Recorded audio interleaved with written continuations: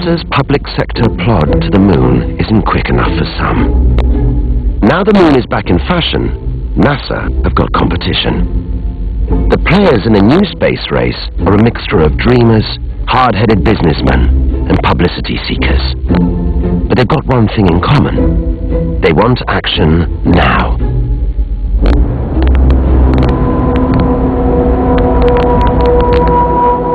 This barren desert in a remote corner of Utah is the site of a unique experiment. For 1 week, it's standing in for the surface of the moon, complete with mock-up moon base.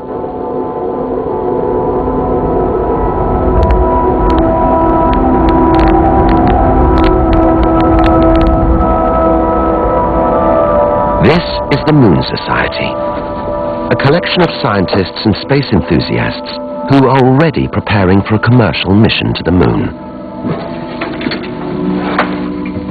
Putting on a spacesuit is a two-person job, and not only because it's difficult, it also is an opportunity to have somebody else verify that you have all your connections secure and safe. Because the helmet is a confined environment.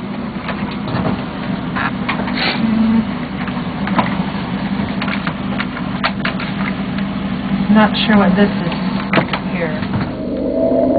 Their aim is to establish not just a human colony on the moon, but a full-scale industrial complex. So they spend their days in the Utah desert testing out the technology that could one day be part of their mission to the moon. I think you always start with kind of a thought experiment. What would it be like to go to the moon? Or what would it be like to live on the moon? What would it be like to work on the moon? And then you take it to paper, and you start making drawings. And then you take it to the next step, and eventually you get to a life-sized prototype. And you try to make things more and more realistic as time goes on, so that you can flesh out the problems that you need to address in order to get there. So the more realism you can introduce, the more of your homework you can do ahead of time to make sure that the mission is successful. And as they trundle around practicing being on the moon, they can't help but dream.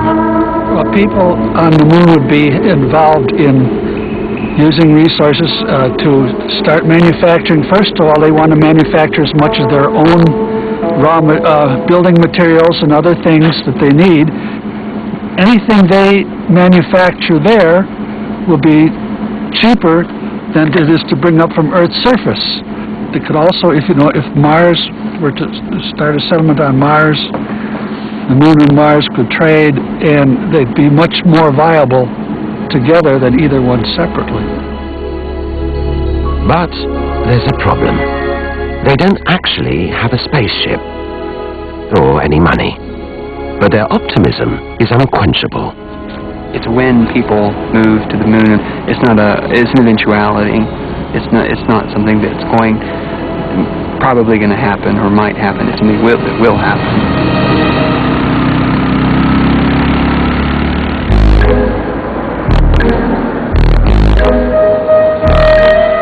Others are less ambitious than the Moon Society. For some, the moon represents a straightforward commercial opportunity.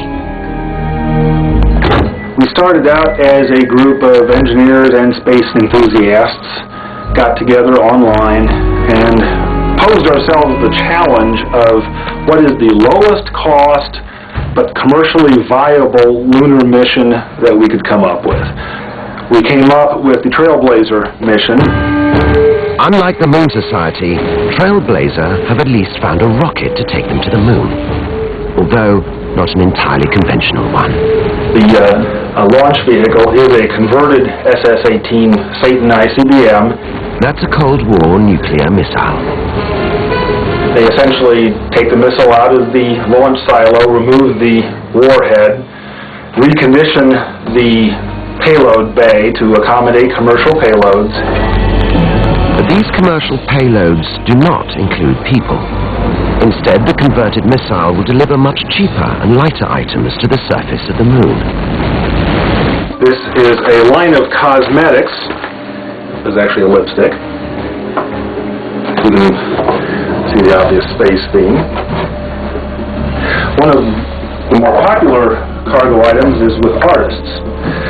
This is from a gentleman in Minnesota who has an art gallery. And this is Alchemist, and this is Intelligence of Beauty.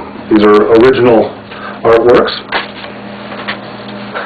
We also have several customers who have asked us to carry representative samples of cremated remains from loved ones to the lunar surface. The going rate for cargo is $1,000 a gram, including handling and packaging and delivery to the lunar surface. It's not immediately clear what the point is of delivering lipstick to the surface of the moon, but if someone's willing to pay, the technology is there to do it. This is the penetrator which will carry commercial cargo to the surface of the moon. Down the middle of the penetrator is a 1-inch, 2.5 centimeter open cargo space into which we can load various objects to be carried to the surface of the moon. It's carried internally inside the spacecraft, and when the spacecraft impacts at the end of the mission, this will punch through the front and come to rest about 10 meters into the lunar soil. This is very much a commercial proposition.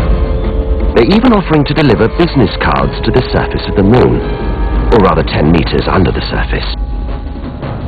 We have a standard rate for regular-sized business cards. One business card just happens to weigh, well, about 1 gram. We expect these items to be there practically forever unless somebody goes up and removes them.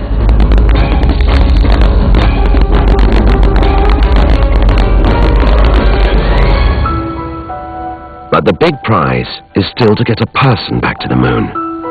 And there is one private sector challenge to NASA's moon monopoly that might just succeed. Government always plays a big role in getting things started, but after a while, the citizenry has to take over. I mean, after all, the world and the universe belongs to all of us. It's not just individual governments.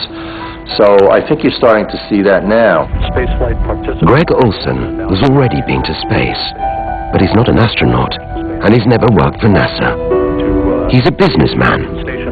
Last year, he paid $20 million for a week-long trip to the International Space Station.